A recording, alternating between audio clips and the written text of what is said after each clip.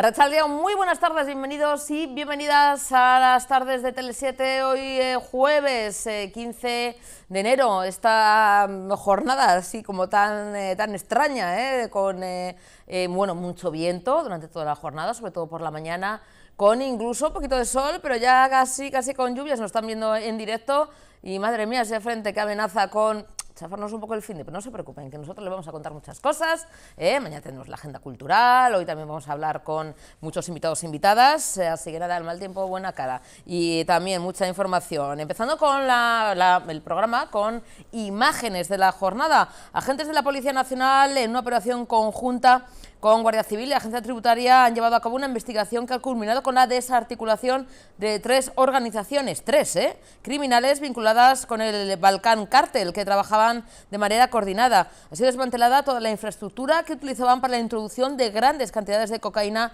procedente de Colombia en nuestro país mediante el asalto a buques portacontenedores.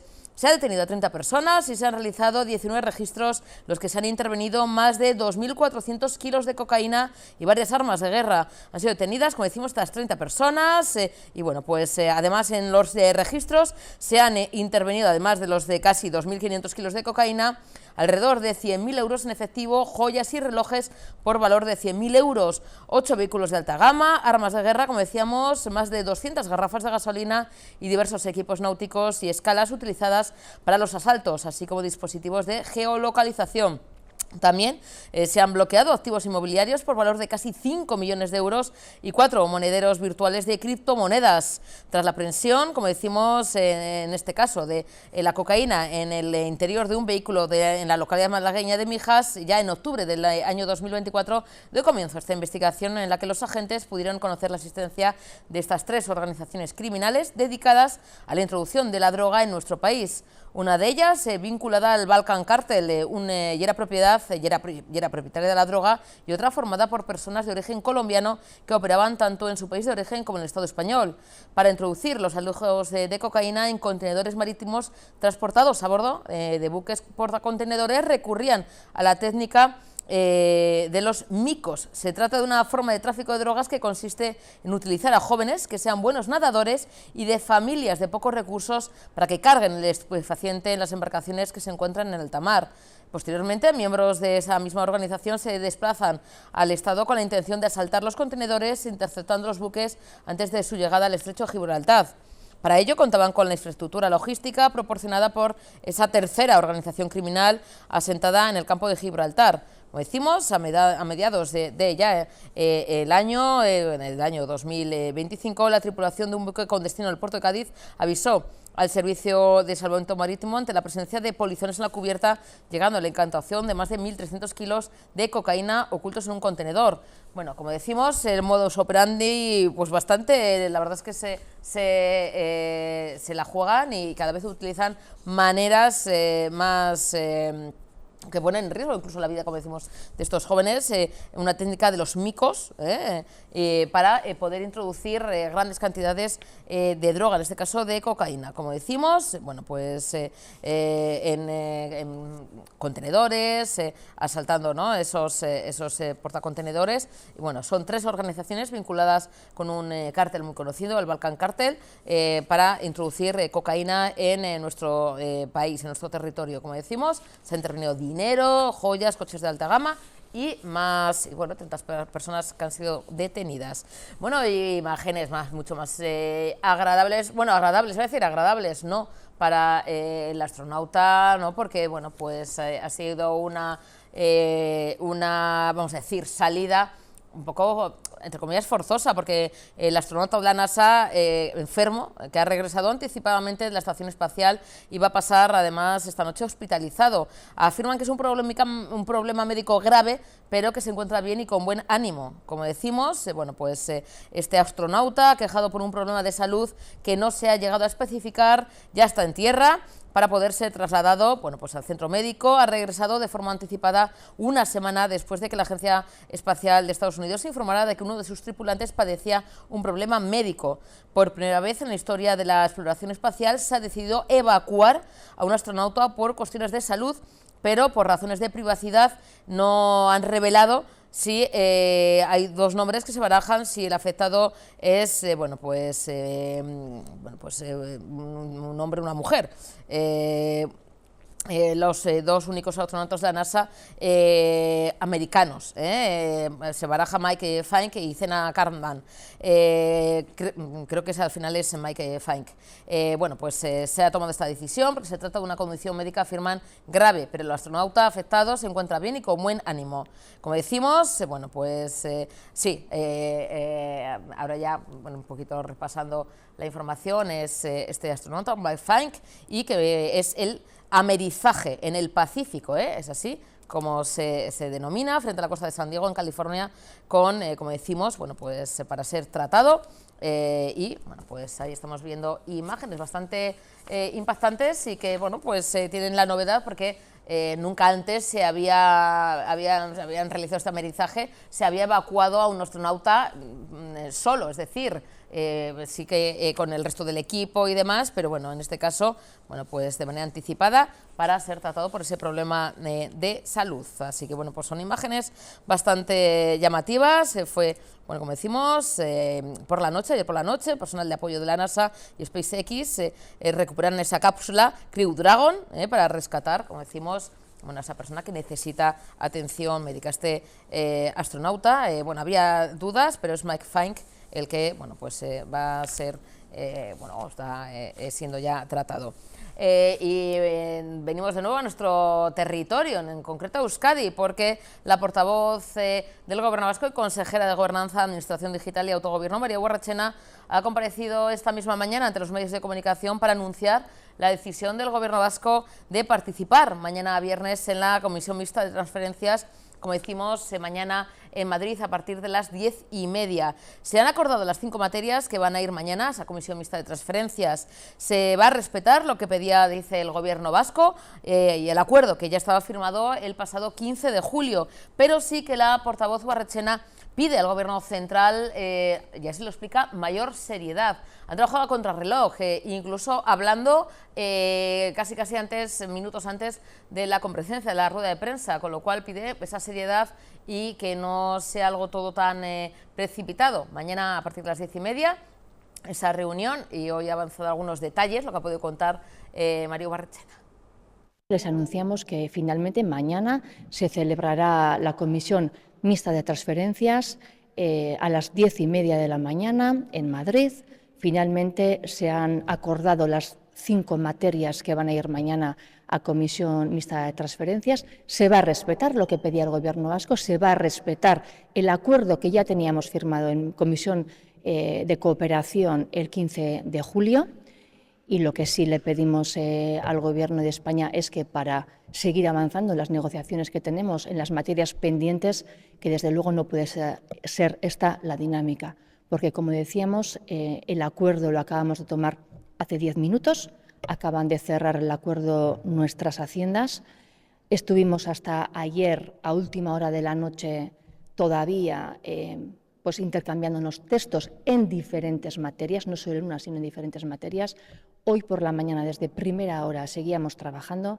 Hemos estado el Lehendakari y yo misma hoy toda la mañana con las materias, con diferentes conversaciones con los ministros para, como decía, cerrar y llegar a un acuerdo. Y desde luego esta no puede ser la dinámica con las 10 propuestas que tenemos encima de la mesa. Lo que pedimos es otra seriedad, otra manera de abordar las negociaciones. No podemos estar siempre trabajando contra reloj y, por tanto, esta es nuestra petición.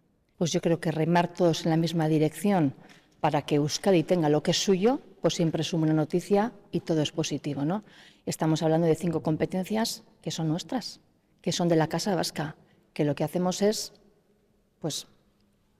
¿no?, traer lo que es nuestro, lo que debería de ser nuestro y lo que no deberíamos de estar negociando. Por tanto, como digo, remar a favor de la Casa Vasca siempre será positivo. Ha habido varios puntos de fricción. Un punto de fricción importante ha sido modelo de concierto económico, modelo cupo, para establecer la financiación de las 5 transferencias. Es un concierto económico, es un elemento singular vasco que no tienen otras comunidades autónomas y, por tanto, bueno, siempre hemos defendido que se tiene que regir las transferencias a raíz del concierto y ahí ha estado un escollo importante. Por tanto, creo que es importante matizar y defender nuestro concierto económico vasco y el modelo de cupo para las transferencias que tenemos pendientes con el Estado. Este tiene que ser el modelo y ese sí ha sido uno de los grandes elementos. Y, por supuesto, en lo relativo a la seguridad social y que explicaremos pues mañana más detalladamente, porque, como digo, todavía no está la firma es mañana a las 10:30 y una vez firmadas las transferencias, bueno, pues pasaremos a explicar los detalles de cada una. Bueno, con el señor Arcadi España yo hablo todos los días, el fin de semana incluido y prácticamente a todas horas, más que con mi marido, le suelo decir a él en broma, ¿no? Pero quiero decir que las conversaciones hoy a la mañana y hasta hace 10 minutos también estaba hablando con el señor España porque le he trasladado que nuestras haciendas habían llegado ya también bueno, pues a un acuerdo. Como digo, no es solo, hay que tener en cuenta que no estamos hablando de un acuerdo global, sino que son 5 materias, cada una con sus acuerdos individuales, con sus textos individuales y su documentación individual y cada una también con sus medios personales y materiales individuales y con las valoraciones económicas de Hacienda individuales. Por tanto, aquí había muchos frentes abiertos, 5 materias, negociar 5 materias no es negociar solamente un único acuerdo y, como digo, bueno, pues faltaba el fleco de las haciendas, que se ha logrado hace escasos 10-15 minutos y le he comunicado al señor España que ya teníamos el acuerdo de las haciendas y que, por tanto, podía pasar a convocar oficialmente la Comisión Mixta de Transferencias mañana. Esperanza siempre tenemos. Lo que sí queremos es que se aborden con otra seriedad las negociaciones. Estamos ante una comisión mixta de transferencias que ya ha sido pospuesta porque se tenía que haber celebrado ya antes de final de año y no ha podido ser así. Se pospuso para ganar tiempo y para intentar cerrar los desacuerdos que había al día 16 y, como digo, bueno, pues haber cerrado hoy hace 10 minutos los acuerdos y trabajar a contrarreloj no es la mejor manera de trabajar. Y lo que pedimos es otra seriedad para abordar las negociaciones. Bueno, y también en este caso en la capital vizcaína, Bilbao, todo un clásico, Bilbao premiando la excelencia académica con una nueva edición de las becas Casilda Iturrizar Viuda de Palza. Las becas premian a un total de 10 estudiantes que han cursado tercero de ESO con las mejores calificaciones académicas en el curso 2023-2024. Las ayudas para quienes accedan a bachillerato o ciclos formativos son de 450 euros y de 1.100 euros para quienes accedan a grados universitarios. Desde 1963 han recibido estas becas cerca de 500 estudiantes de Bilbao. El alcalde y la concejala del área de educación, Aider Bilbao, y el alcalde Juan María Burto han felicitado a las y los estudiantes becados, les han animado a seguir estudiando con excelencia. Os animo, dice el alcalde, a seguir cultivando vuestro aprendizaje, como habéis hecho hasta ahora, aprender, desaprender, reaprender una y otra vez, buscar la excelencia y también aceptar que los errores y las imperfecciones nos humanizan y nos ayudan a mejorar. La edición de este año, 2025, cuenta con una dotación de 55.000 euros, lo que supone para este año un incremento de 60.000 euros con respecto al año anterior. En este sentido, cabe recordar que el pasado curso se incrementaron también las ayudas económicas para quienes, superando el proceso de selección, accedían a bachillerato, ciclos formativos y grados universitarios. Los alumnos y alumnas becados mantienen su beca siempre y cuando su nota media sea de notable en cada curso objeto de la ayuda. Enhorabuena a todos y a todas. Como decíamos antes, en euskera, en este lugar tan maravilloso como es el Salón Árabe del Ayuntamiento de Bilbao, es aquí donde se cuecen, podríamos decir, los grandes acontecimientos de nuestra villa. Hoy sois vosotros y vosotras las personas homenajeadas, las personas importantes. Os habéis esforzado, habéis hecho un gran trabajo, habéis estudiado y trabajado mucho y habéis obtenido unos resultados excelentes. Sois un orgullo para este alcalde y para esta ciudad. Pero no olvidéis nunca que lo importante es el esfuerzo, el camino. Os contaré una anécdota importante para mí. Muchas veces mis hijos me decían, Aita, a ti lo único que te importa son las notas. Yo siempre les decía, no, a mí lo que me importa es lo que pasa antes de las notas. Las notas pueden ser una anécdota. He tenido un mal día, me dolía la cabeza, pero lo que pasa antes de las notas, eso es lo importante. En vuestro caso se produce todo a la vez. lo que ha pasado, el buen trabajo realizado y el buen resultado. Pero tenemos que pensar también en que hay personas, compañeros y compañeras vuestras y vuestros, que no han llegado, que se han quedado en el camino y que muchas veces incluso han hecho un esfuerzo importante. Y creo que es muy importante en este día de hoy, en el que vosotros y nosotros, con vosotros y vosotras, celebramos vuestro éxito, pensar que hay otros y otras que no han conseguido ese objetivo. Pero pongámosles en valor, pongamos en valor su esfuerzo.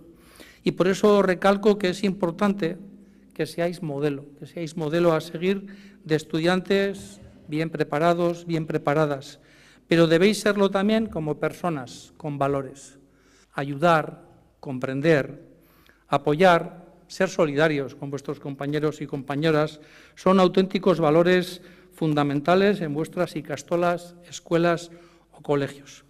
Pero también debe serlo en vuestras vidas, en el día a día, con vuestras familias y amigos, con vuestras compañeras y con quienes conozcáis, con quienes os crucéis al final en la vida.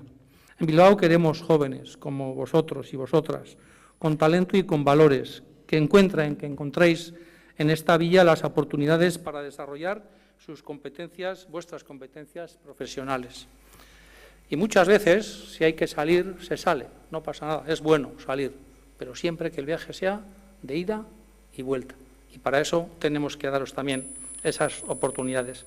Estoy seguro de que habéis colaborado en estos resultados académicos y también en los aspectos más sociales de cada una de las personas becadas en el día de hoy. Entre todas y todos estoy convencido que tenemos un reto apasionante. No nos vamos a referir al mundo en general, aunque como decía Unamuno, el mundo es un Bilbao más grande, ¿no? Pero hagamos entre todos y todas un Bilbao que sea un poquito mejor. Y nunca pensemos qué pueden hacer por mí, sino pensemos qué puedo hacer yo por los demás. De las becas, doña Casilda Iturrizar, que un año más celebramos en este Salón Árabe. Unas becas que nacieron en 1902, gracias al legado de Casilda Iturrizar, que hoy nos ha acompañado. Una mujer de origen humilde que vivió un tiempo de grandes cambios y que fue una de las grandes benefactoras de Bilbao, que dedicó sus recursos a promover el bien común, que eligió ser impulsora del progreso, apoyando la mejor palanca de la transformación social, la educación. La herramienta más poderosa para transformar vidas y abrir oportunidades, sobre todo para las personas más desfavorecidas. Más allá de un acto de caridad, Casilda Iturrizar tenía un proyecto de ciudad, un compromiso integral con Bilbao, reflejo de su pensamiento humanista. Creo que merece la pena reivindicarla hoy, aquí. Reivindicar, en tiempos de individualismo, la importancia de usar el talento para servir a los demás. Reivindicar el valor de pensar en grande y actuar con generosidad. Reivindicar su ejemplo al romper moldes que limitan a las mujeres en el siglo XIX. Aprendizaje, profesionalidad y excelencia no son una meta que se alcanzan. Estudiar, aprender no son una parte de tu vida. Las cultivamos a lo largo y ancho de nuestra vida. No tienen horario de oficina ni calendario lectivo. Vivimos tiempos de turbulencias y no sabemos cómo va a ser el futuro. Sí sabemos que va a ser distinto al de nuestros aitas y nuestros amas, distinto al de nuestros profesores y nuestras profesoras. Sabemos que el futuro no está escrito, que lo vamos a escribir. Así que el verdadero talento será adaptarse.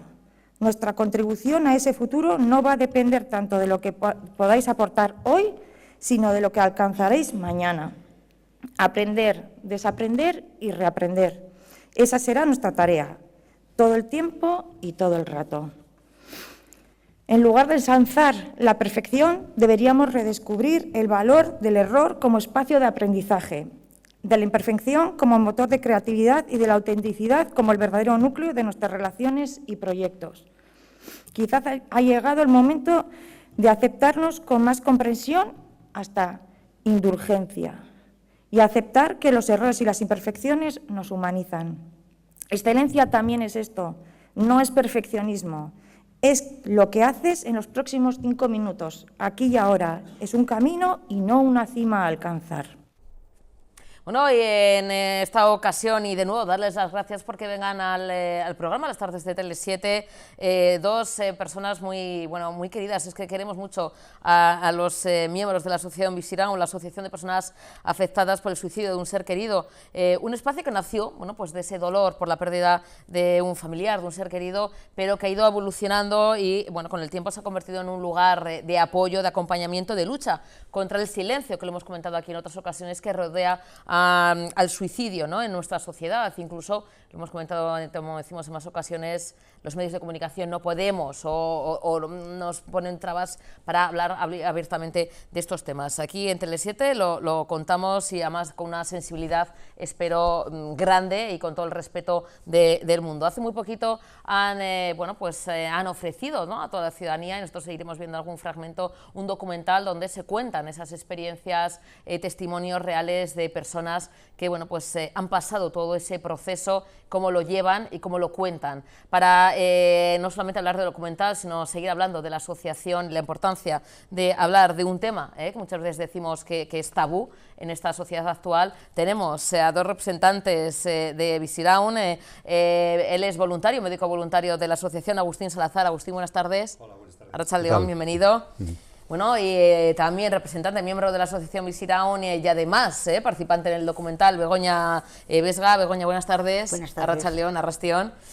Bueno, para poner un poquito en antecedentes y antes de meternos de lleno, Begoña es una de las participantes en el documental. Agustín, estuviste hace ya unos cuantos meses en el programa. Y recordar, ¿no?, la labor que hace Visiraun y la importancia de hablar de un tema que, como decimos, sigue siendo tabú y sigue estando un poquito como estigmatizado, ¿no?, en la sociedad actual. Sí, efectivamente, tú muy bien lo has dicho, las dos características típicas del suicidio y sobre todo del duelo por suicidio de las personas que son supervivientes de un familiar que le ha ocurrido esto son, por una parte, el tabú, la dificultad de hablar del asunto, ¿no?, la dificultad de hablar en la calle y también que los propios supervivientes expresen sus sentimientos, y por otra parte la estigmatización, porque parece que a partir del momento en que ocurre una circunstancia de estas características, un suicidio de una familia, pasas a ser el hermano, el padre, la madre o el hijo o lo que sea de esa persona que ha muerto por suicidio. Entonces yo creo que estos siguen siendo los mismos elementos que caracterizan el duelo por suicidio. Con lo cual es muy necesaria, ¿no?, el trabajo, ¿no?, muy necesario el trabajo de Visiraun, precisamente, ¿no?, como comentas, Agustín, de informar, de sensibilizar, es decir, además de los grupos de apoyo y acompañamiento, también hacéis una labor en lo social, como estar aquí, y os agradezco, ¿no?, ante las cámaras de Tele7, para hablar, ¿no?, de este duelo, de ese proceso, del acompañamiento a los familiares, pero también el que la sociedad no se hagan esas preguntas de ¿y por qué? ¿Cómo ha sido? ¿No detectaste nada? ¿Por qué pasa? Porque al final parece que también, además de la persona que fallece, muerta por suicidio, luego la familia también sufre, ¿no?, las consecuencias, y también se le pregunta o se la señala, ¿no?, quizá, ¿no, Agustín? Sí. Y en algunas ocasiones incluso, claro, eso lo que hace es que la persona sienta una sensación de que no puede hablar del tema, porque si le van a preguntar y si no os disteis cuenta, pues claro, evidentemente, culpabilizan, ¿no? Exactamente, es culpabilizador. Evidentemente, si nos hubiéramos dado cuenta, ya hubiéramos hecho algo. Esa parece que es la respuesta de perogrullo, ¿no? Pero sigue existiendo esas preguntas muchas veces bien intencionadas, pero que lo que hacen es generar mucho dolor a las personas que están en situación de duelo por suicidio. ¿Cuándo surge? ¿Tú llevas desde el principio, Agustín, o cuándo te entras a formar parte de Visiraun? No, Visiraun se fundó por parte de Eva Bilbao y de Agustín Erquicia en el año 2017, si no recuerdo mal. Yo no ingresé, vamos a decir, no empecé a colaborar con ellos hasta que me jubilé de médico de atención primaria, que fue en el año 2020, y hasta ahora ahí seguimos. La verdad es que desde el momento en que se fundó, el trabajo no ha dejado de crecer, desgraciadamente, porque el suicidio es una cosa que se mantiene, incluso que subió en su momento y que ha seguido subiendo a lo largo del siglo XXI, y por eso estamos ahí, para intentar dar un poco de salida a aquellas situaciones que nos llegan a nosotros. Sí, porque fíjate, Agustín, Biziraun, trabajáis a nivel Euskadi, ofreciendo esos grupos de ayuda mutua, espacios terapéuticos, colaborando con diferentes profesionales, tú como médico jubilado de atención primaria, apoyo emocional, sensibilización y formación. Son muchas ramas, muchas patas en las que trabaja Biziraun desde tiempo, ¿no? Sí, la verdad es que, bueno, esto se engloba todo dentro de una cosa que tiene un nombre un poco extraño, que igual a la gente no lo ha oído nunca, que se llama la posvención, que tiene por una parte esa parte que es la principal, que es la ayuda, o sea, los grupos de ayuda mutua para ayudar a la gente a que vaya evolucionando en su duelo, pero también es verdad que hacemos una labor de sensibilización social como esta que estamos haciendo hoy, y otra parte que es formativa cuando algún colegio, algún centro de salud, algún grupo de trabajo social nos solicita. Hacemos esas tres digamos, vertientes del trabajo nuestro. Una también de esas partes importantes de ese trabajo de la asociación es precisamente, ¿no?, sensibilizar, dar a conocer, ¿no?, lo que supone, ¿no?, el duelo, una pérdida y bueno, pues quitar, ¿no?, ese estigma que hay a día de hoy todavía en la sociedad. Pero yo, fíjate, salvando las distancias, parece que tenemos miedo a esas palabras, ¿no?, suicidio, cáncer, es decir, hay que hablar, hay que verbalizar, ¿no?, porque eso ayuda a las personas en el proceso. Begoña, hablar, verbalizar, exponer, contar a toda la gente que nos está viendo precisamente en un documental. Lo habéis sacado recientemente, vemos imágenes. Begoña, tú eres una de las participantes. Sí, soy una de las participantes porque se lo debo a mi hijo y se lo debo a la asociación que me ha ayudado tanto. Yo son 7 años que mi hijo murió por suicidio. Y me encontré un apoyo, ya Biziraun existía, que llevaba muy poco tiempo, pero me encontré con Agustín y con Eva, y para mí y para mi hija, porque fuimos las dos, al poco tiempo, ha sido el espacio en el que hemos podido, ese tránsito del duelo, de algo que se nos vino encima como un tsunami, encontrar la forma de poderlo hablar, verbalizarlo, encontrar gente que le hubiese pasado como nosotros, y para nosotros ha sido un espacio terapéutico importante. Entonces me siento como en la obligación de devolver lo que a mí me ha supuesto, porque el tema de exponerlo públicamente para mí ha sido la principal terapia. Yo afortunadamente conseguí hacerlo desde el minuto 1. Porque me doy cuenta de lo que se ha avanzado en estos 7 últimos años en el que yo he hecho este recorrido. En el momento que mi hijo Marcos falleció, del tema no se hablaba. Para mí fue como una necesidad, pues bueno, desde un funeral en privado, nosotros solos, sus amigos dijeron que había que hacer un homenaje. Y a la semana también tenía una vertiente, tocaba en un grupo de música, hacía teatro, tenía una vertiente artística, creativa, y sus amigos querían hacer un homenaje. Hicieron un gran homenaje, pero no se hablaba del desenlace como había sido. Y ahí me sentí con una fuerza increíble que todavía hoy no sé cómo la tuve, pero era como debérselo a él. Yo tenía que dignificar también su forma de irse de este mundo, porque si a una persona para él no ha encontrado salida, este mundo se le ha hecho tan difícil que le haya llevado a esa decisión, no solo entendía que no era solo la carga sobre nosotros que estamos cerca, que nos tortura el por qué y para qué, y si yo estaba ahí, cómo no ha servido nuestra... También entendía que hay un problema social, que esa mochila que ha venido recayendo sobre las familias también haya una conciencia social, porque yo creo que si se cambian las actitudes, se cambiaría también la vida de las personas que, como mi hijo, no encontraron una salida o se les hizo en un momento determinado tan difícil las ganas de vivir, ¿no? Y yo en ese homenaje les pedí a sus amigos que tocaban sus canciones, que hacían un sketch con su teatro, les pedí que hablásemos desde la familia. Y era una semana que Marcos se había ido, pero hablé del suicidio, hablé de las enfermedades del ánimo, hablé de la salud mental, y dije que no teníamos que obviarlo, que Marcos había tenido este final, pero Marcos había tenido toda una vida, pero que no teníamos que obviar este final. Y ese gesto, cada vez que recuerdo lo que supuso en nuestro entorno cercano, en el pueblo, la gente que me agradeció infinito que lo hablase, que lo dijese, porque habían vivido situaciones en las que de eso no se podía hablar.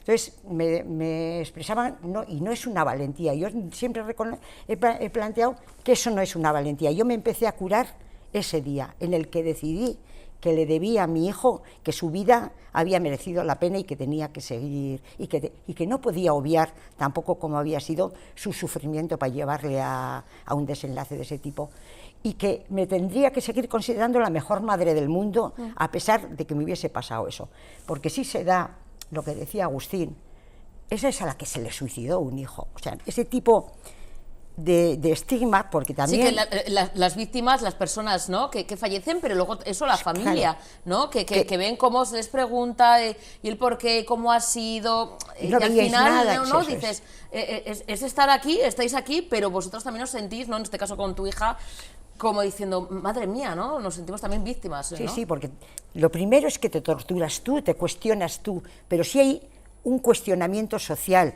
¿en qué tipo de familia pasa eso? Porque tú crees que a ti no te va a pasar. A mí mi principal problema es que a mí no me iba a pasar. Yo le entendía a mi hijo, le apoyaba, creía que estaba cerca de él, y te pasa.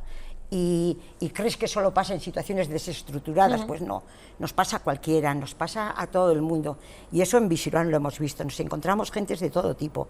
Entonces yo creo, para mí, mi primera terapia fue el hablar, y bueno, cuando me plantearon lo del documental participar... No pues, te lo pensaste, ¿no, Begoña? Ni un porque minuto. esas experiencias, testimonios, hay varios, ¿no?, en el documental, que estamos poniendo imágenes, dijiste, yo quiero participar, porque se trata de experiencias, testimonios reales, ¿no?, de personas, de Sí. familias que habéis pasado cada una de su manera el duelo, ¿no? Tú de una manera, hay personas que igual tardan más, hay personas que igual les ha costado años, personas que siguen sufriendo en silencio.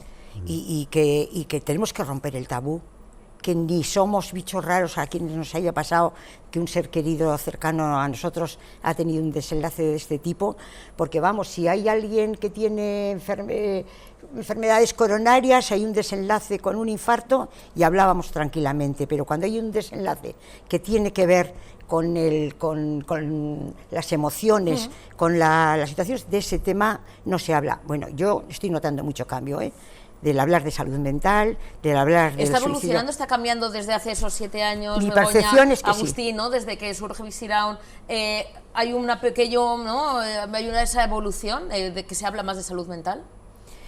Y yo creo que también ha partido mucho de testimonios de gente que tiene una relevancia social que lo esté planteando. Yo creo que ese tipo de salidas del armario, por decir de alguna manera, igual que en otras cuestiones, en otros terrenos que también ha sido tabú, es importantísimo para hablarlo, porque la mayor terapia es hablarlo.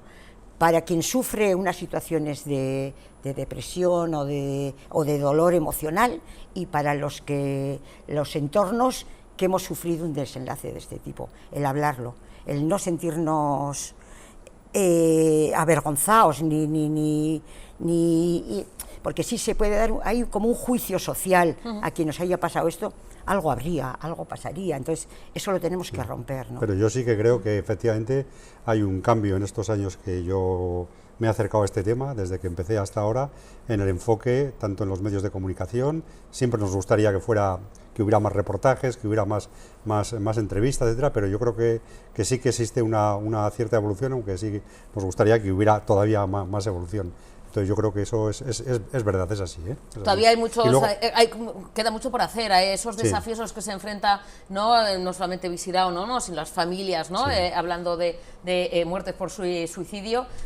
Agustín, ¿qué se necesita? ¿Cuál es un poquito, aunque hay un cambio, una evolución, qué sería un poquito lo que más apoyos también incluso, ¿no? Como asociación por parte de instituciones, el poder dar a conocer, aunque bueno, pues a través de, yo creo que diferentes canales, ¿no? Os dais a conocer, en este caso con este documental, pero que la gente sepa que hay esta red de apoyo, ¿no? Porque hay gente que igual se está enterando, no sé, viendo ahora el programa. Sí, pues probablemente habrá un porcentaje de gente que esté viendo el programa que esto que estemos diciendo le esté resultando de lo más chocante, porque hay que reconocer que es un tema del que, a pesar de todo, sigue siendo una cosa bastante silenciada. Entonces yo creo que por eso todo este tipo de programas, de reportajes que aparezcan en la prensa escrita, etcétera, son muy importantes, y la visibilización que dan a aquellas personas, como dice Begoña, que igual tienen una relevancia social más importante, es muy importante, porque la verdad es que eso ayuda a que la gente se dé cuenta de que tiene un problema, y que la solución de ese problema no es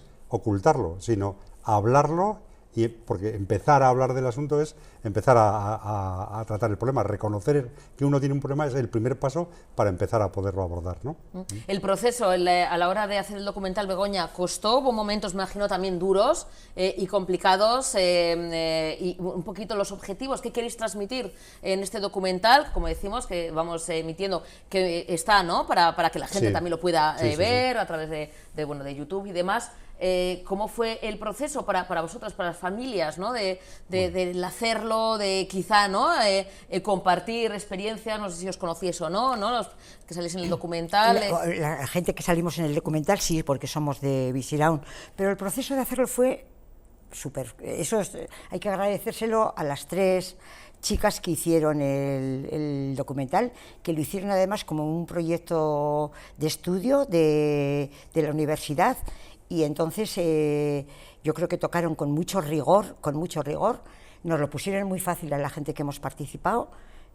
Pasaron casi, pues igual, un día con cada uno de nosotros. Se elegían un poco los espacios en que tú te mueves, o para recoger un poco tu tipo de vivencia, también cuáles son tus escapes. En mi caso, como es el ir a andar con los amigos, pues te recogen en el momento que haces una andada con amigos, y entonces yo creo que es como una conversación con ellas, sin más, y van grabando, y yo creo que fue muy cómodo, con tal de expresar tu sinceridad, tu vivencia, y luego pues lo han montado, yo creo que muy bien en el sentido de que está tratado con mucho respeto, con mucho rigor, porque el miedo que siempre hay un poco por parte de la gente que hemos sufrido un desenlace de este tipo, es que se toque con morbo, que se toque como esta situación que en el cómo, o sea, que a nosotros ese tipo de cosas que son las que más te dañan, pues yo creo que lo tocaron muy bien, con mucha sensibilidad, y el participar fue muy sencillo. Es dejarte llevar y bueno, y hacer tu recorrido con sinceridad y desnudando tu vivencia. Y luego si sirve para alguien, pues estupendo. Yo cada vez, eso sí me he dado cuenta, yo cuando he hablado de ello, también en algún tipo de charla y demás, para mí lo que he recibido ha sido mucho más que lo que he dado, porque luego siempre a raíz de esto he recibido gente que luego eso le ha lanzado a poder pedir ayuda, a poder hablarlo. Yo siempre que me he acercado a alguien que haya pasado por una situación de este tipo, decirle, yo también he pasado por eso, sé que eso ha reconfortado, ¿no? Entonces, bueno, yo creo que en Visiraun siempre tenemos una teoría, que es el dar y el recibir, que recibes mucho más que lo que das, y el dar es decir, bueno, pues aquí estoy, a mí me ha pasado y he utilizado estas herramientas para poder afrontarlo, ¿no? Y las compartes, y bueno, los grupos de ayuda mutua tienen esa función, porque Visiraun no es más que juntar a gente que hayamos pasado por la misma situación, y eso, el sentirte con alguien igual, es un espacio, aparte que tiene todas las reservas de lo que se habla allí se queda allí, de confidencialidad, y pues es encontrarte con gente con la que te entiendes, con que te va a entender si te pones a llorar, o te va a entender con absolutamente todo, porque los tránsitos son muy similares, aunque las personas seamos diferentes o el ámbito en el que estés, pero son muy similares. El tránsito del duelo y del dolor son muy parecidos, y es reconfortante encontrarte con... A mí me gustaría destacar que precisamente el documental, yo animaría a la gente a que lo viese, porque la verdad es que si algo transmite es una visión esperanzadora, es decir, de que esto es una situación terriblemente trágica, como dice Begoña, es como un tsunami que ocurre en tu vida y te desestructura completamente la vida que tenías, ¿no? Pero sin embargo, de eso, de alguna forma, poco a poco, cada uno por su camino, puede acabar saliendo. Y esa visión esperanzadora a mí me gusta, digamos que es lo que más me gusta de este documental, ¿no? Y bueno, volver a reconocer que esto no fue una experiencia que naciera del interior de Visiraun. A nadie se le ocurrió en Visiraun, vamos a hacer un reportaje sobre esto, vamos a hacer un documental sobre esto, sino que fue una propuesta que nos hicieron estas estudiantes de la Universidad de Mondragón de imagen y sonido, que no eran ni de enfermería, ni de psicología, ni de... O sea, y a raíz de eso nos entendimos bien con ellos, bueno, os entendisteis bien con ellas y surgió este reportaje que, como digo, transmite esperanza en el futuro.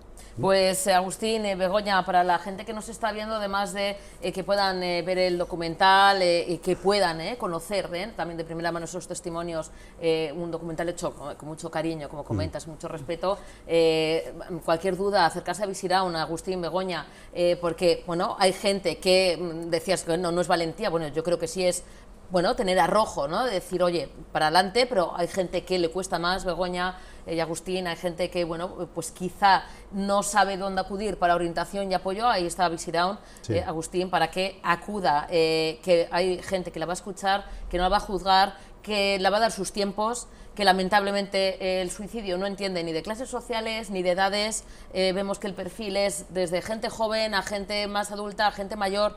Es decir, Agustín, ahí está el apoyo, porque esto nos puede tocar a todos y ahí estáis vosotros como asociación.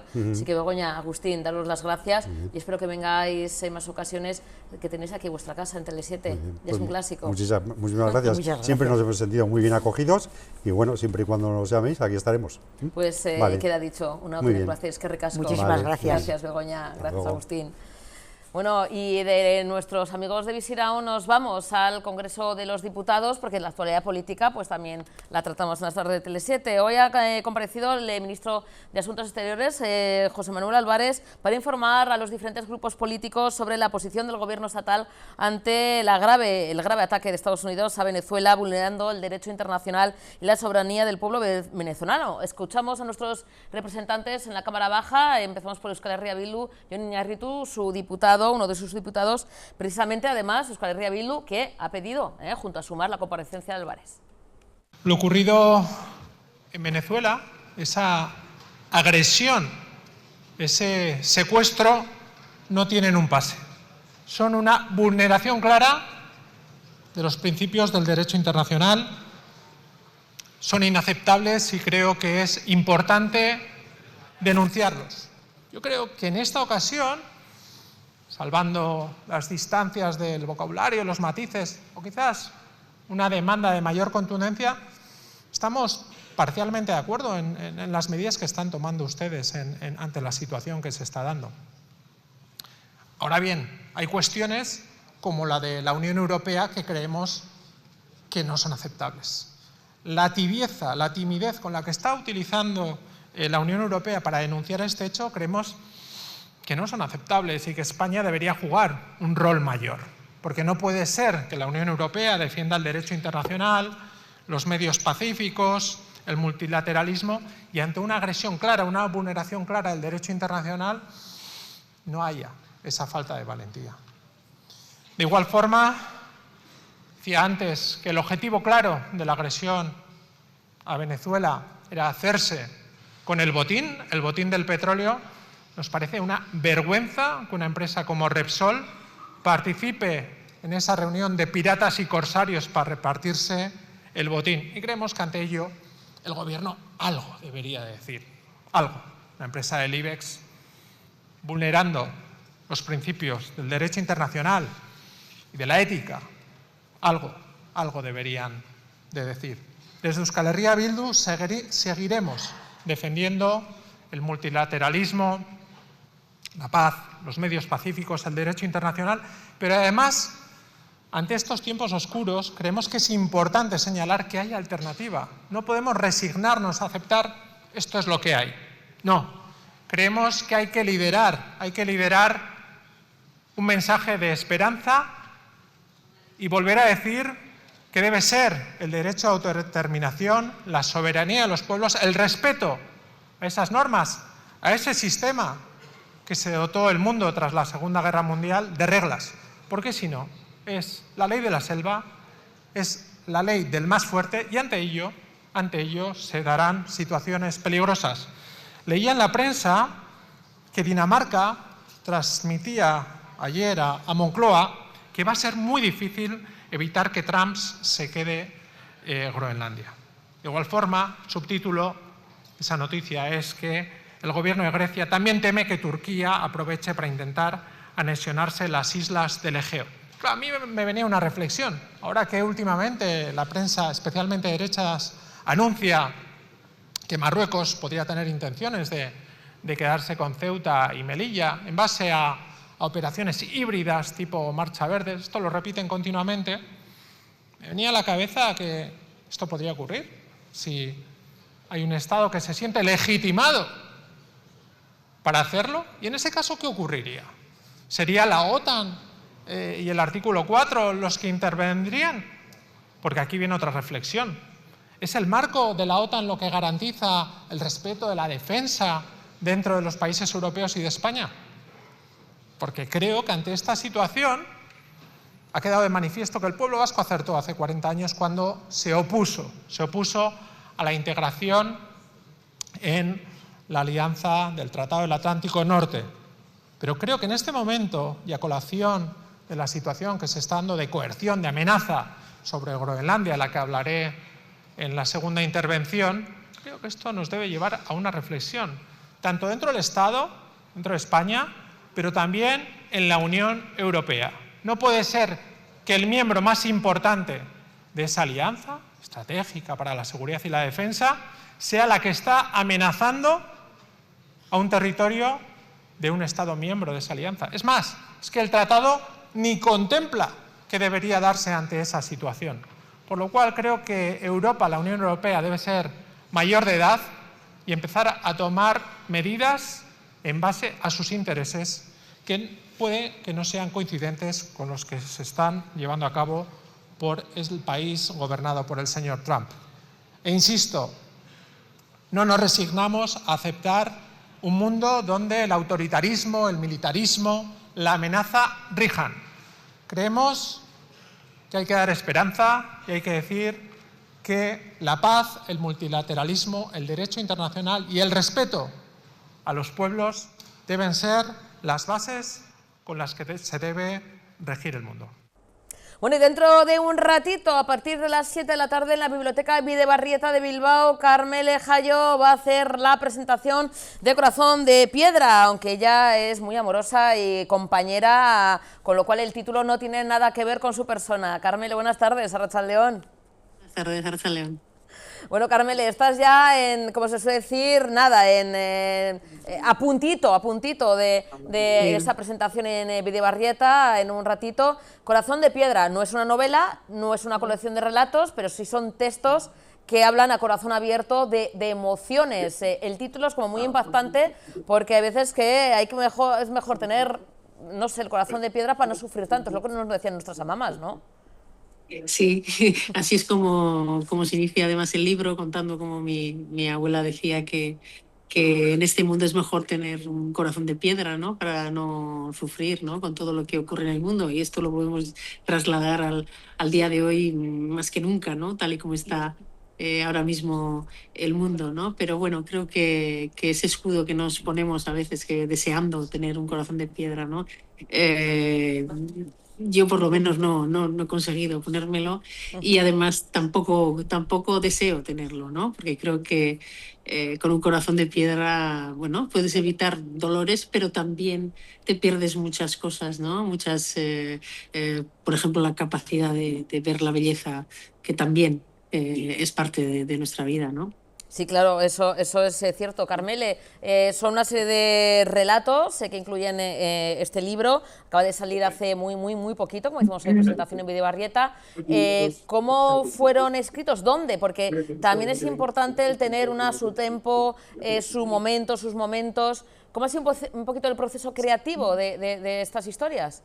Sí, estas historias las he ido escribiendo durante tiempo, ¿no? Que mientras he escrito otras novelas, también he ido escribiendo estos pequeños fragmentos, relatos, bueno, hay de todo, ¿no? Son muy, muy diferentes entre sí, ¿no? Hay algunos que son como microcuentos, otros son casi poesías traídas a prosa, otros son reflexiones, ¿no? Y los he ido escribiendo con el tiempo, ¿no? Y muchos de ellos los he escrito en el último año ya para la publicación del libro, pero hay muchos otros que me han acompañado durante tiempo. Y les he dado un formato, una forma de diccionario, ¿no? Y lo he hecho pues primero porque me parece que tenía ganas de darle protagonismo a las palabras, ¿no? Las palabras han sido muy importantes y son muy importantes en mi vida, en mi oficio de escritora, y en esta forma de dar una palabra con su definición y luego con lo que esa palabra ha generado en mí, ha sido una manera de darles protagonismo. Y también he elegido este formato de diccionario porque creo que, al igual que acudimos a un diccionario cuando no entendemos alguna palabra, acudimos también, o yo por lo menos recurro a la escritura cuando no entiendo algo, ¿no? Porque la escritura me ayuda también a entender muchas cosas. Carmele, fíjate, como comentas, ¿no? Cada uno tiene su independencia, cada texto, pero sí, bueno, hay temas que se tratan, ¿no? Que tocan como la amistad, la belleza, la injusticia, la vejez, algo que fíjate, antes hablábamos, ¿no? Con la asociación Visirao, no hablamos del tema del suicidio, la vejez, ¿no? Hay mucho edadismo, pocas veces se habla de la vejez, del paso del tiempo, es decir, son temas universales, pero son temas que nos tocan muy, muy de lleno. Sí, por ejemplo, el del paso del tiempo, el de la vejez, ¿no? Es un tema que aparece en varios textos, ¿no? Porque creo que vivimos en una sociedad que está casi prohibido envejecer, ¿no? Parece que si envejeces es culpa tuya porque no te has dado la crema que te tenías que dar o porque no has hecho la gimnasia que tenías que hacer o bueno, no sé. Yo creo que, y además especialmente se ceba con las mujeres, ¿no?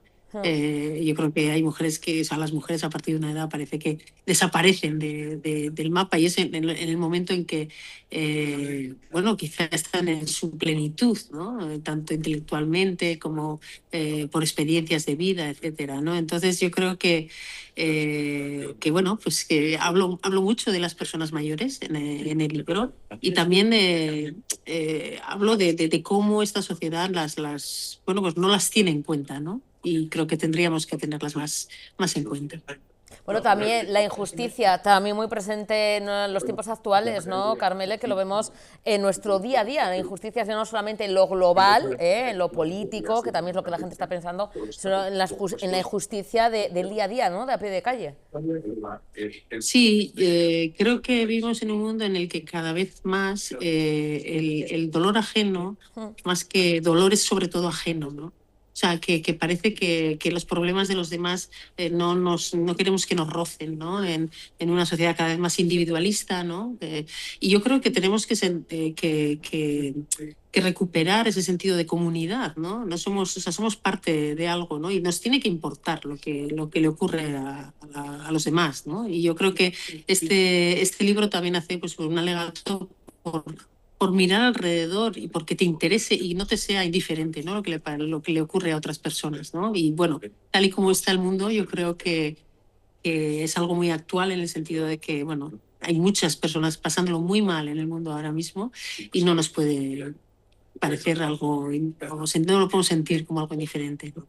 Carmele, la presentación dentro de un ratito, Bidebarrieta, a 7 de la tarde, ¿cómo va a ser ese encuentro con los lectores que se cuentan a miles y miles y miles con tus anteriores libros, con tus novelas? ¿Cómo va a ser la presentación de este recién sacado bebé, que hace muy poquito en castellano?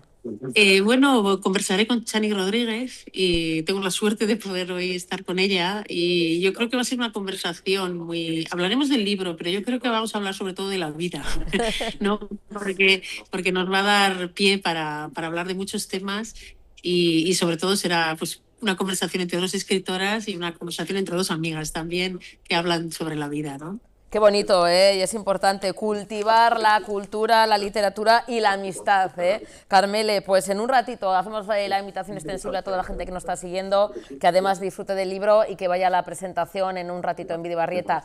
Un beso, compañera, muchísimas gracias. Que ricasco y sorionak. Que ricasco zuei. Un besín, Carmele. Nos vamos de nuevo al Congreso de los Diputados y Diputadas, porque, como decimos, comparecencia del ministro de Asuntos Exteriores, José Manuel Álvarez, a petición de Euskal Herria Bildu y de Sumar, pero han estado todos los grupos, por supuesto, políticos con representación en la Cámara Baja. En el caso del Partido Jeltzale, del Partido Nacionalista Vasco, su portavoz, Maribel Vaquero, bueno, pues habla, como el resto de socios de gobierno, del riesgo de no frenar al presidente Trump y bueno, pues incluso Vaquero advierte que Estados Unidos es hoy en día, ahora mismo, el mayor riesgo geopolítico internacional. Nosotros abogamos por más independencia y menos dependencia, por más Europa, en definitiva. Menos dependencia geoeconómica y geopolítica, más defensa y seguridad europea y defensa de los derechos humanos, actualizando y dando valor al contrato social y al orden mundial surgido tras la Segunda Guerra Mundial. La gobernanza global está en crisis, marcada por la competencia geopolítica y geoeconómica entre grandes potencias a la que Europa es especialmente vulnerable y una transición energética incompleta. La intervención de la administración Trump en Venezuela debe entenderse también dentro de este marco. Venezuela no es solo un país en crisis política y social, con un gobierno ilegítimo que vulnera los derechos humanos, es también una potencia energética con enormes reservas de petróleo, que necesita invertir en sus infraestructuras para que éstas sean productivas. Y controlar el acceso a estos recursos significa para la administración Trump posicionarse ante competidores como Rusia y China en América Latina.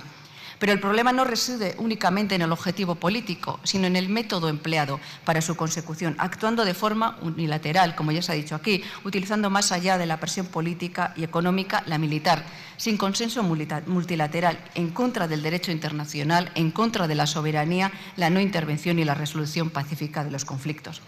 Y Venezuela debe ser lo que democráticamente decidan los y las venezolanas, así que confluyan intereses del régimen chavista y la administración norteamericana, tal y como aparentemente ha sucedido con Delcy Rodríguez al frente del gobierno de Venezuela.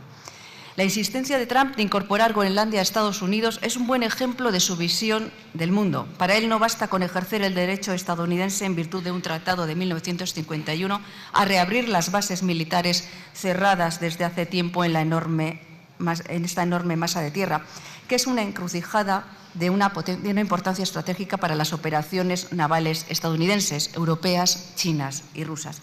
Para él no es suficiente tener a Groenlandia bajo el control de un aliado de la OTAN. Quiere poseer el territorio, por las buenas o por las malas, para dejar claro que la Alianza Atlántica es inútil sin Estados Unidos y su papel singular como protector de Occidente. Estados Unidos es hoy el mayor riesgo geopolítico internacional. Nada de lo que hemos visto en este último año va a ir más allá, porque el control de las materias primas y de las nuevas rutas comerciales, como las del Ártico, son el nuevo objetivo de quien ahora ha sido nuestro socio. Y si lo va a hacer mediante la fuerza, si es necesario, como estamos viendo, pasando a imperar la ley del más fuerte, cual matón de turno. Esto es lo que ya define el nuevo orden mundial que se abre paso. Por eso también nuestra segunda propuesta de Más Europa, una Europa menos dependiente también en defensa y seguridad. Las formas y acciones de Trump atentan contra Europa y su modelo socioeconómico. Europa debe funcionar unida ante las amenazas exteriores y no quiere depender en todo de Estados Unidos. La invasión de Rusia y Ucrania también son un exponente real de su vulnerabilidad. Ministro, las partidas en seguridad han aumentado, llegando al 2% al cierre del año, pero más allá de la cifra, el Gobierno debe ser transparente con la ciudadanía y con esta Cámara y hacer pedagogía y explicar por qué y para qué se incrementa y qué objetivos estratégicos persiguen. Especialmente porque seguimos con unos presupuestos prorrogados desde el 2023. ¿Qué partidas se están reajustando para que esto sea posible? El señor Sánchez llegó al Gobierno en 2018 con un gasto del 0,9 del PIB y en este último año han pasado del 1,4 al 2%. El no querer visibilizar el desacuerdo con sus socios de Gobierno, como en otros temas de gran importancia, hace que se trate a la ciudadanía de forma infantil y alimente debates populistas que engordan a los partidos antisistema, antieuropeístas y a la ultraderecha. Se está negando el debate político sobre los recursos, su origen y destino, aunque parte del aumento del gasto suponga un impulso para la industria tecnológica de doble uso y genere empleo de calidad en este sector, sin obviar que a su vez conllevaría una mayor autonomía e independencia en seguridad. Y se está omitiendo otra cuestión importante. ¿Qué va a hacer Europa si finalmente Estados Unidos ocupa Groenlandia? ¿Qué planteamiento van a defender desde el Gobierno? Trump no es una caricatura, aunque en muchas ocasiones sus manifestaciones y comportamientos sean tan exagerados que lo parezcan. Trump, como Putin, Netanyahu o Xi Jinping, son una amenaza real y constante al sistema multilateral cooperativo basado en reglas compartidas, ya que su lógica es defender sus intereses económicos nacionales, los de unos pocos, sobre la sostenibilidad, la cooperación internacional y el respeto al derecho internacional y los derechos humanos. Por eso, desde el Partido Nacionalista Vasco abogamos por más Europa y una Europa unida ante la amenaza del multilateralismo e insistimos en defender los sistemas democráticos liberales que han dotado a Europa de bienestar y justicia social. Más Europa para defender la democracia, para actualizar y dar valor al contrato social surgido tras la Segunda Guerra Mundial y las instituciones como la ONU y el orden mundial que apuesta por el multilateralismo cooperativo, que se puede entender también como una interdependencia en términos de respeto mutuo. Todo ello para seguir siendo una Europa social que proteja su estado de bienestar y su apuesta por unas normas y reglas de juego con principios, defendiendo los derechos humanos. Nos jugamos mucho y esta escenificación de buenos y malos, trumpistas y antitrampistas, fascistas y antifascistas, no se puede simplificar todo debate en mensajes polarizados en beneficio político. Necesitamos tomar conciencia y actuar y no crispar más el debate político, no con un tema tan serio. Ministro, en una reciente entrevista usted ha dicho que los europeos debemos dar un salto, que no puede ser solamente autonomía, que tiene que ser claramente a soberanía. Comparto su posición, porque o Europa se pone las pilas y se une y da un paso o corre el riesgo de ser regida por otros. Se une o acabará siendo colonizada. No nos engañemos, lo que Trump busca es destrozar la Unión Europea. Quiere una Europa sometida y dependiente, y lo será si no reaccionamos. Y para ello contará con la inestimable ayuda, además, de la ultraderecha y los partidos políticos euroescépticos. Los ataques vienen desde fuera y desde dentro, ayudados por los sátrapas Trump, Putin, Xi Jinping, que se quieren repartir el mundo. Y también, aunque no sea un objetivo pretendido, del de aquellos que antepongan la polarización partidista a la unidad europea y su defensa. El Partido Nacionalista Vasco es un firme defensor de Europa. Ha estado presente en el germen de la construcción de la Unión Europea, una Unión Europea que hoy defendemos con mayor ímpetu y decisión. Bueno, ya queda muy poquito para las fiestas de Sammy. Mañana comienzan uno de los barrios más importantes, populosos y bonitos de Baracaldo, sus fiestas del 16 al 25 de enero. Para contarnos todos los detalles de novedades, programa y demás, tenemos a la COMI, a la Comisión de Sammy. Damos la bienvenida a Irati Garasi. Buenas tardes, Arratsaldeon, bienvenidas. Hombre, y nunca está tan bien rodeada, Unai, Raúl, Unai, buenas tardes, Arratsaldeon. Buenas tardes. Aquí a nuestros chicos favoritos de la COMI. Bueno, comienza mañana, Garasi, Irati, mañana chupinazo y pregón. ¿A qué hora y quién son los encargados de dar el pregón este año? Pues como todos los años el pregón es a las 8 menos cuarto y este año, bueno, hemos querido contar con 2 personas palestinas porque sí que creíamos que, bueno, que merecían poder hacerles un pequeño homenaje, entonces el pregón va a ser a cargo de ellos, que darán comienzo a las fiestas y para poder empezar ya el ritmo. Era claro, ¿no?, el elegir, ¿no?, que sea un pregón también, bueno, sí, festivo pero reivindicativo, ¿no, Garasi? Sí, o sea, yo creo que también desde la Jaiba Torde siempre intentamos tener ese kutsu, ¿no?, que sí que creemos que, bueno, pues la situación es muy grave, es una situación muy dura, así que queríamos hacerles un pequeño homenaje y bueno, creemos que el poder tener un espacio para reivindicar, para contar, para que la gente sepa también, pues que era bastante acorde. Ahí da comienzo las fiestas, como decimos, hasta el próximo 25 de enero. Podemos decir, Irati, sin equivocarnos, que son las primeras fiestas del año. Efectivamente, sí, lo son. Sois los tempraneros y tempraneras, porque da igual, bueno, nosotros nos enfrentamos al frío del invierno, las primeras fiestas del año. Primeras fiestas, sí. Y no sé, con orgullo, ¿no? Claro que sí, con orgullo y empuje. La comisión, ahora mismo, ¿hay empuje también en la COMI, Irati? ¿Sois un buen equipo pues, para organizar, al final, año tras año, unas fiestas de este calibre? Sí, justo este año hemos tenido, bueno, pues que se han metido bastantes ausoquides y se agradece, ¿no?, tener más apoyo. O sea, van participando, se va enrolando más gente en la comisión, algo que también algunas veces lo hemos comentado que hacía falta, ¿no? Hacía un poquito mucha más falta, ayuda, ¿no? Mucha falta, sí. Sí, estábamos poquitos y, bueno, pues este año ha sido un gran empujón. Oye, qué bueno, pues igual, no sé, el llamamiento que hemos hecho Garasi en otras ocasiones ha surtido efecto, gente, me imagino también Irati, ¿no? Joven que se va enrolando y que hace posible que las fiestas se sigan desarrollando. Ahí vemos imágenes también de otros años. Novedades, Garasi, en esta edición de las fiestas de Sambi, ¿qué vamos a poder encontrar sin novedad? Ay, nos entra un poco la nostalgia porque estamos viendo los toros que ya no existen y eso era una de las actividades bastante potentes. Sí, pero si son de, bueno, son de aire, ¿no? No hacemos sufrir a nuestros animales. No hay este año. No, lleva ya 3 años sin hacer porque bueno, pues la empresa poco que se encargaba y no hemos sido capaces de encontrar. Entonces hacemos un llamamiento que si alguien sabe dónde poder contratarles, que era la quinta un poco de los críos, la más así potente. Pues este año como novedad tenemos a Tolín el Mariachi, que en nuestra margen es bastante conocido, que hasta ahora nunca lo habíamos tenido con nosotros, que actuará el domingo a la tarde después de las pucheras, que bueno, las pucheras es un poco así el día grande, ¿no?, que todo el mundo tiene guardado en su calendario, que esperemos sobre todo que el tiempo nos acompañe, porque es verdad que la provisión es un poco quilicolo, pero bueno, que también todo el mundo sepa que tenemos alternativa, que tenemos las escuelas de Alcarto y de Mucusulúa, o sea que nada, vamos a intentar que nada se suspenda y poder reubicar en los diferentes espacios para que podamos seguir disfrutando de las fiestas a pesar del tiempo. Pero bueno, yo creo que estamos más que acostumbradas, ¿no? Que es algo teniendo que en cuenta que son en enero, ¿verdad? Eso es, que llueve, frío, ciclogénesis, pero bueno, que todas las actividades intentaremos que se puedan mantener aprovechando esos espacios y que luego el espacio más festivo de la noche, ¿no?, las chosnas, que como siempre cuentan también con las carpas y demás, o sea que animamos a todo el mundo a que venga, que aunque llueva y haga frío, vamos a tener cobijo. Más novedades, participación de cuadrillas, va a haber también un poquito alguna prueba, alguna también guiño, ¿no?, a las cuadrillas que se quieran, ¿no?, apuntar y que quieran estar presentes en las fiestas. Sí, pues tenemos el primer viernes el playback, la noche del playback, que está muy guay. Para las cuadrillas que quieren así un poco divertirse, pues les animo a que se apunten, la verdad. ¿Esto lo habéis hecho en otras ocasiones? Sí, todos los años, sí, ¿no? El playback es fijo, ¿no? Sí, sí, vamos poco a poco para arriba, mejorándolo, pero sí, es una noche guay, la verdad. Y luego el segundo viernes tenemos el ralipoteo, también así para las cuadrillas, bastante divertido.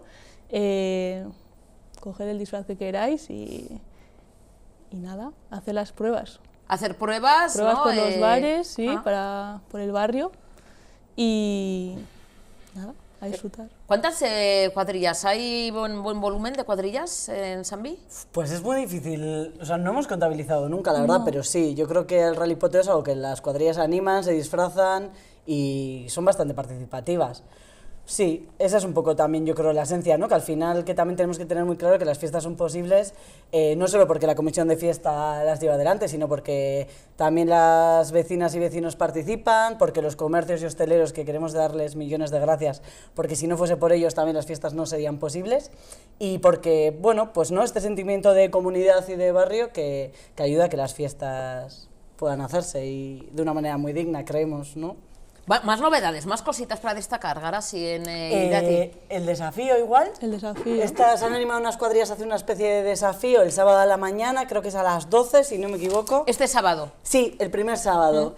Es verdad que lo han hecho así un poco en petit comité porque fue una idea de unas cuadrillas que nos lo vinieron a proponer, pero bueno, animamos a todo el mundo a que pueda verlo porque luego puede ser algo bonito de cara a próximos años poder abrirlo y que todo el mundo participe, ¿no? O sea, sí que es verdad que sí que notamos que cada vez la gente quiere participar más en las cosas, que eso es súper positivo. Nos ha pasado este año, por ejemplo, con la Pala Chapelqueta, que siempre ha habido como unas cuadrillas muy concretas que son las que se han apuntado y este año pues nos hemos visto un poco desbordadas y teniendo que decir a la gente que no porque no entraba un poco en tiempos, ¿no? Que de cara al año que viene le daremos una vuelta porque la idea es que todo el mundo pueda participar. ¿Y eso desafío en qué consiste? Pues no lo tenemos muy claro, nosotros tampoco. Cogerán algunos. Pues la primera vez, claro, poco a poco, ¿no? O sea, se retan, ¿no? Un desafío que puede ser Riquirola. Un desafío de Riquirola, vale. Cogerán algunos juegos de Riquirola y con eso lo harán. Y el que quede en pie, esto es como el Coliseo, ¿no? El que sobreviva es el que gana, ¿no? Eso es. Creo que tienen en juego una Sagardotegui. Mira. Pero eso es cosa de ellos. Oh, muy bien, muy bien. Incluyendo cositas nuevas. La gente también puede eso, ¿no? Participas, comenta las cuadrillas para, bueno, ir incluyendo, ¿no? En el programa, harás ir a ti cosas de cara, ¿no? A ir, bueno, ampliando el programa, porque ya, bueno, hay un montón de cosas. Veo ya el programa y no entra ya ni una hora más, ¿no? Está todo a tope. Sí que es verdad que a veces la gente viene con propuestas y que se agradece un montón, porque nosotros vamos un poco haciendo lo que todos los años, sí, a veces añadimos cosas, pero bueno, también las ideas muchas veces cuando sigues una dinámica nos cuesta un poco más, entonces que propongan, que también que todo el mundo sepa que nos reunimos los martes a las 7 de la tarde, que todo el mundo en Clara Campoamor y que todo el mundo está invitado a participar y a hacer propuestas y bueno, ¿no? Que hay muchas maneras también de participar. De hecho, este año, por ejemplo, se ha recuperado, que hace años también hacían, entre semana, por ejemplo, hay charlas todos los días organizadas por el Club Alpino, que es su 17ª edición, y han organizado charlas todos los días, o sea que bueno, vamos, entramos, salimos, vamos un poco haciendo y este año han vuelto y con una propuesta bastante potente también para toda la semana. Bueno, en el plano musical, los conciertos que también no pueden faltar en fiestas de Sambi, ¿qué banda sonora vamos a tener? ¿Qué grupos? ¿Qué artistas? Pues un poco de todo. Estará pues Tolín, como hemos dicho antes, Puta Casca también tenemos, La Clandestina, que si no me equivoco son compañeras nuestras. Sí, hombre, nuestra compañera Cris. Sí, una Sound System también para la gente más gaste, el primer viernes, y grupos más punk y locales también tenemos de Staff, Sátira, Hombre Normal, Aupaí, Ardo Belcha. Se trata un poquito también de apostar por la escena local, ¿no? Sí, darles un espacio también para, bueno, pues para quienes estén empezando, no sé, qué mejor que el barrio para empezar. Claro que sí, música, bueno, concursos gastronómicos, me imagino, desafíos, para todas las edades, es decir, tienen también, me imagino, ¿no? En el programa, y es lo que me imagino pedirán, ¿no? Que también los chiquis pueden disfrutar y también los mayores, ¿no? Claro. Que todos se vean representados. Sí, que sea todo un poco intergeneracional, ¿no? También los chiquis tienen el Toro de Fuego, que es la actividad estrella, yo creo que todos esperan al Toro de Fuego, que son los 2 domingos, también tienen este primer domingo hinchables, pintacaras, juegos tradicionales, luego entre semana también hay algún mago, algún Ipuin con Talari, bueno, para los críos y crías también hay actividades, un poco el objetivo es que haya para todos y para todas, ¿no? Y que todos podamos disfrutar de las fiestas. Y todo teniendo en cuenta que, pregunto, el presupuesto está congelado, la ayuda que da, bueno, a los diferentes barrios, ¿no? El Ayuntamiento de Baracaldo está ahí y hay que hacer más cosas. ¿Cómo va el tema de los chines? A ver, no sé si estarán aquí los tesoreros, pero esto es algo que también, claro, al final la gente demanda más actividades, pero tienen que darse cuenta que no sé si la ayuda económica... Sí, yo te agradezco esta pregunta y te voy a contestar. Pues mira, para que todo el mundo lo sepa, el presupuesto que el Ayuntamiento nos da para realizar las fiestas de los barrios a todos los barrios de Baracaldo es de 10.000 euros, que puede parecer mucho dinero, pero simplemente el equipo de sonido para la romería del último sábado son 2.000 euros. O sea, quiero decir que en verdad esos 10.000 euros se van, según entran, salen. O sea, las carpas son 7.000 euros. Ya casi con las carpas claro, y el sonido ya está, eso es. Claro. Entonces siempre decimos que si no fuese por los diferentes colectivos que forman la Jaiba Torde, los comercios del barrio, las aportaciones que se hacen también de los vecinos y de las vecinas, que las fiestas no serían posibles. Y también queremos aprovechar este espacio para reivindicar y para pedirle al Ayuntamiento unos presupuestos dignos y sobre todo a tiempo, que siempre nos pasa y que también queremos dejar un poco en evidencia que Sambi somos los primeros, que normalmente no pillamos los presupuestos aprobados y que la gente que con toda su voluntad participa en las fiestas normalmente no puede cobrar hasta septiembre y octubre. Te iba a preguntar, porque pues, esa ayuda, vosotros empezáis las fiestas en enero y hay veces que llega verano y todavía no os han dado la ayuda. Verano como pronto, sí, y este año hemos Tenéis cobrado... que adelantar vosotros ese dinero para pagar a los... Y se adelanta de los bolsillos de las personas que formamos la Jaiba Torde. Esto también es importante ponerlo encima de la mesa y que el Ayuntamiento tendrá que buscar alguna alternativa para que eso no suceda, porque desde luego así no podemos seguir. Algo que hacéis voluntario, ser miembros de la comisión y encima tener que vosotros adelantar el dinero que luego cobráis meses y meses después, ¿no? Sí, formar parte de la comisión de fiestas sale a pagar, que decimos. Madre mía, y encima no te desgraba para Hacienda. No, bueno, ese es otro tema, que mira, que ahora que lo planteas también, queríamos hacer un poco una reivindicación respecto al Ticket Buy y al Batus, ¿no? Que este sistema que se ha implantado, que también somos los primeros en tener que llevarlo a cabo, y bueno, pues que al final también va un poco y nos compara a un trabajo que se hace voluntario, que se hace desde la militancia, desde el querer fomentar el barrio y darle vida, ¿no?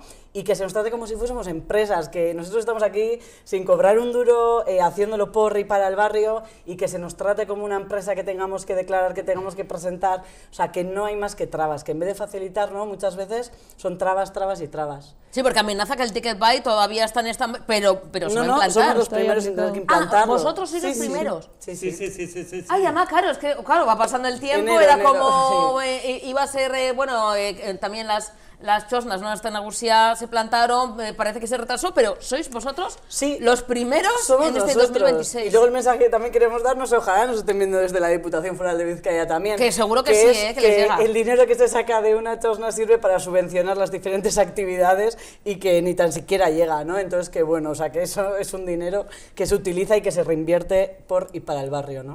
O sea, que Garasi, estáis diciendo que vosotros, la Comi de Sami, las fiestas de San Vicente, vosotros sois los primeros, vais a tener que hacer el Ticket Buy ya en fiestas. Sí, somos los primeros en tener que utilizar Ticket Buy en Vizcaya, claro, somos las primeras fiestas populares de... O sea, esto es notición y esto lo vamos a poner aquí en todos nuestros servicios informativos. ¿Ya lo tenéis organizado? ¿Ya se sabe cómo funciona? Sí. Es que yo no tengo ni idea, de verdad. Bueno, esto, no sé, Irati, si... Pero esto es otro tema, ¿no? Que se implanta algo y lo que no se dan cuenta es que nosotros no somos profesionales, ¿no? Y que al final, menos mal que cada uno somos de un lugar y nos dedicamos a una cosa y entre todas intentamos hacer de lo mejor posible. Pero desde luego que una asociación tenga que hacer semejante gestión... Sacar los tickets, ¿no? Contabilizar todo... Sí, y no solo eso, porque bueno, eso es algo, ¿no? Que ya se hace simplemente para justificar la ayuda del ayuntamiento, pero sí que al final es tenerte que dar de alta en Hacienda, tener que hacer declaraciones juradas. O sea, bueno, es un tema burocrático bastante potente como para que lo gestionemos nosotras en solitario, ¿no? Sin ninguna orientación. Y bueno, pues que es un tema bastante delicado y bastante complicado. Madre mía, pues ahí estaremos para ayudaros en lo que podamos, yo no tengo ni idea, pero bueno, lo que podamos. Mañana inicio de fiestas, animar a la gente a que acuda. Los hosteleros, los comerciantes, vais notando también que hay ese apoyo, porque al final no se hace piña y eso también es importante. ¿Se van sumando más? Sí, yo creo que sí, ¿no? Gracias a ellos, yo no sé. Sí. Sí que es verdad que nunca, o sea, siempre lo repetimos, somos como muy pesadas, siempre repetimos lo mismo, pero es que es real. Es que si los comerciantes del barrio no aportasen económica, y no solo económicamente, porque también de las actividades que hay, me atrevería a decir que la mitad son organizadas por los comercios, pero que es que si ellos no aportasen, las fiestas no serían posibles. Ellos, las diferentes comparsas que participan en las fiestas, los dantzatales, a las IPO, eraguillos culturales, Laguntasuna, Escola Cantorium, o sea, me voy a dejar a muchísimos, ¿no? Pero si no fuese por todo ese núcleo, las fiestas no serían posibles. Pues, ¿qué nos queda decir, Garasi, Irati, Unai, Raúl? ¿Qué es lo que hemos venido aquí a animar a la gente a que vaya a fiestas, no? Sí. Bueno, a ver, no sé si llegará... bueno, vosotros tenéis vozarrón. ¿Qué decimos para que la gente vaya? ¡Gora San Vicente! ¡Gora San Vicente! Ay, ahora, que se vea bien. No, acercaos, que yo estoy encantada. ¡Gora San Vicentico! ¡Gora San Vicente Hayak! ¡Gora! Bueno, seguimos en las tardes de Tele7, seguimos con más actualidad. El consejero de Fomento, Vivienda, Ordenación del Territorio y Medio Ambiente del Gobierno de Cantabria, Roberto Media, ha reiterado esta misma mañana su defensa firme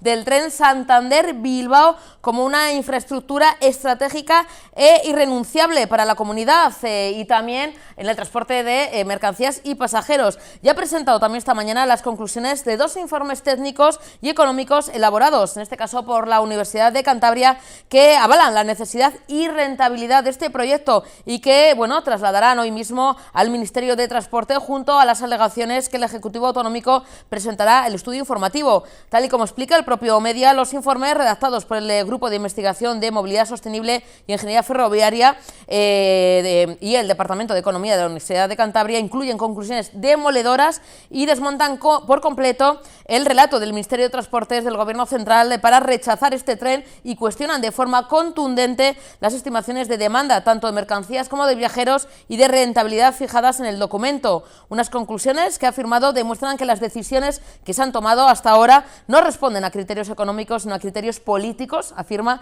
y que la actual situación, sin estudio informativo y sin financiación, tiene responsables claros, con nombre y apellidos, afirma, y eso no lo van a poder ocultar. Un ataque muy directo al Ejecutivo de Pedro Sánchez. Una infraestructura, un tren Santander-Bilbao con paradas estratégicas, con paradas en Castrurdiales y en Laredo. Si hay algo que ha quedado acreditado sin ningún tipo de duda en este proceso es que nos han estado mintiendo durante todo este tiempo. Nunca tuvieron intención de impulsar el tren de altas prestaciones entre Santander y Bilbao y mucho menos financiarlo como comprometieron. Tenemos muy claro que lo tenían todo perfectamente organizado y planificado para acabar justo en el punto donde estamos ahora. Han tardado años en presentar su estudio informativo y lo que han elaborado es tan nocivo para el territorio que sabían que todos los municipios se iban a poner en pie de guerra. Pero que a nosotros no nos engañan y desde luego no lo vamos a permitir, porque como dijimos hace meses, vamos a demostrar que ese tren es necesario y además rentable. Y eso es lo que venimos a contarles hoy a través de los dos estudios que ha elaborado la Universidad de Cantabria. Por un lado, el Grupo de Investigación de Movilidad Sostenible e Ingeniería Ferroviaria ha realizado un exhaustivo análisis técnico de la ingeniería del trazado y de la demanda de transporte considerada en el estudio informativo, tanto de mercancías como de viajeros, pues entendíamos que estas cuestiones no se habían solucionado satisfactoriamente en el documento del Ministerio. Por otro lado, el Departamento de Economía de la Universidad de Cantabria ha estudiado en profundidad el capítulo dedicado al cálculo del impacto económico y la tasa de rentabilidad del proyecto, la TIR, un aspecto clave para su desarrollo. De los informes emitidos por ambos departamentos se deducen las siguientes conclusiones.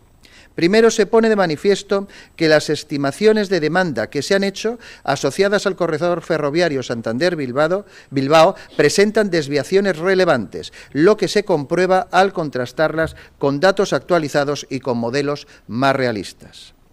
Segundo, la metodología utilizada para calcular la demanda de viajeros en el estudio informativo no se considera adecuada por parte de la Universidad de Cantabria.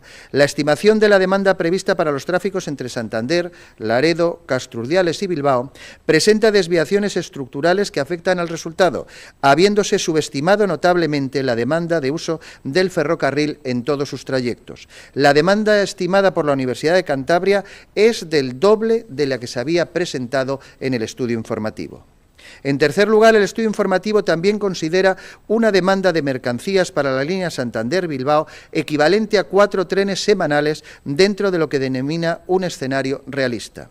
Sin embargo, tras el análisis del documento por parte de la universidad y teniendo en cuenta la alta cuota de participación del ferrocarril en el tráfico del puerto de Santander, una de las más altas del sistema portuario español, se plantea otro escenario completamente distinto. El número de trenes semanales que podrían hacer uso de la nueva infraestructura estaría entre 26 y 37. Estamos hablando de números que multiplicarían por más de 6 los cálculos del estudio informativo. En resumen, consideramos que el estudio informativo no ha tenido en cuenta la realidad actual del transporte de mercancías en este corredor, mucho menos su futuro, que incluiría la captación de tráficos desde áreas que en la actualidad están deficientemente servidas, como el Mediterráneo y el resto de Europa, a través de la Y vasca. Se han analizado el trazado propuesto y los parámetros técnicos de diseño de la superestructura ferroviaria. Aquí se han planteado varias propuestas que permitirían reducir el volumen de la inversión inicial necesaria y la afección sobre el territorio, entre las que se pueden destacar las siguientes medidas. La universidad propone la disminución de la velocidad de diseño del proyecto de 250 a 200 km por hora, ya que únicamente en un tramo muy corto del trazado propuesto se pueden alcanzar velocidades tan elevadas, motivado por las características generales del trazado, condicionadas a su vez por la geografía del territorio atravesado. Además, la universidad propone también modificar el diseño del entronque con la línea Palencia-Santander en la zona de Guarnizo, lo que supondría una reducción de la longitud del trazado de unos 4,5 kilómetros, con la consiguiente disminución de tiempo y afecciones. Dicha modificación implicaría un ahorro económico considerable al hacer innecesario además el costoso salto del Carnero propuesto en el estudio informativo, ya que se podría optar por otra solución técnica más económica. En el mismo área, la Universidad de Cantabria propone establecer una estación en Guarnizo, con el potencial de captar gran cantidad de viajeros provenientes de la zona central y occidental de Cantabria, haciendo innecesario entrar en el centro de Santander para aquellos viajeros de fuera de la ciudad. La localización propuesta dispone de un acceso privilegiado desde las vías de alta capacidad S10 y S30 y de un amplio espacio para establecer un aparcamiento para los viajeros del ferrocarril. Además, el estudio de la Universidad de Cantabria también plantea un tendido de superestructura de vía única entre Laredo y Castrurdiales, lo que reduciría en gran medida la inversión total en una primera fase. Y se propone además que entre Guarnizo y Castrurdiales se tienda el ancho de vía estándar o internacional en vez del ibérico, propuesto en el estudio informativo, lo que, justificado con un horizonte temporal de 25 años, parece mucho más razonable. El Gobierno de Cantabria no va a aceptar que se haga este trazado por fases y mucho menos que no se haga. Y ese estudio que estamos presentando demuestra que el tren es rentable y que se puede hacer de una sola vez. Cantabria no va a aceptar que el compromiso del Gobierno de Pedro Sánchez y del anterior Gobierno de Cantabria no se cumpla. Cantabria no va a aceptar ser una región de segunda. Y Cantabria no va a aceptar que el Gobierno la ningunee o la trate como si no pintara nada en la política nacional. Este proyecto y esta conexión de altas prestaciones es básica para el puerto de Santander. Tras los últimos acontecimientos que les he relatado, tenemos claro que el Ministerio estaba preparando el camino para que ese tren no llegue nunca de Bilbao a Santander. Esto no lo vamos a consentir. Desde el Gobierno de la presidenta Buruaga vamos a exigir que se cumpla lo comprometido y firmado. Exigimos un tren a Bilbao que sea competitivo, que nos conecte en menos de una hora y que permita el transporte de mercancías y pasajeros. En este asunto no hay ni dudas ni fisuras. Todos lo tenemos claro. Esta es una conexión estratégica e imprescindible para el futuro de Cantabria y no vamos a permitir que el Gobierno de España nos engañe y nos dé migajas.